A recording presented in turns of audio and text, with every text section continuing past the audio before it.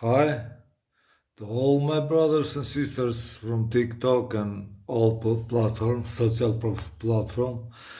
I just wanted to remind you, even for before electing presidential votes, electoral votes in United States, I was with Trump, all the way. But something in the past weeks, he changed it. He maybe become mad, or someone is holding him tight by the balls. You know, don't listen to him. Don't use your army to wage a new wars, because the only one who loses in war is the one who starts the war, because you go into another country to attack them for nothing. Not because I protect Iran. Shias are our enemies, Sunnis enemies. I'm Muslim, Sunni. And I'm not about Shias, but I'm about human. There, there is gotta be a stop to the wars.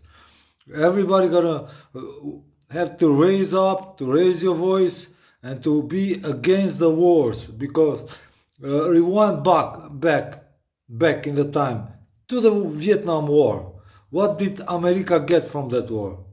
Except 50,000 dead soldiers, and yet so many broken families, and nothing else, except they throw a million of tons of ammunition, of bombs and everything. That was pure business, like Iraq, like Iraq, Syria, like Afghanistan.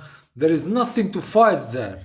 Those people in war are better than when it's not war, because they don't have nothing to lose, and you got everything to lose, because you are the United States of America, the richest country in the world, the powerful nation in the world, and making the biggest mistake in the world. Don't do that mistake. Say stop to war. Give peace a chance. Thank you for listening to me. Sorry if I offended somebody, but I'm all about peace, because I'm ex-veteran. I have been in war and I know how is it. 9 months I've been deployed in battlefield, not training boot camp, this that. I've been 9 months, teeth to teeth. I fight with my hands, with my teeth, with my everything, with my body.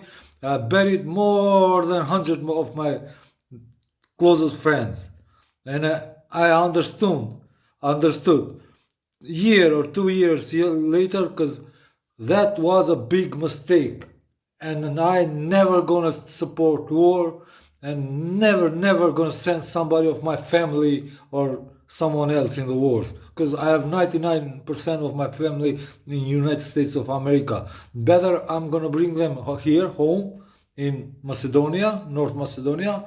We have houses. I have 9 rooms and 3 toilets. I live by my own, and I'm gonna give them house. Just don't go to war. Please give a peace a chance. Thank you.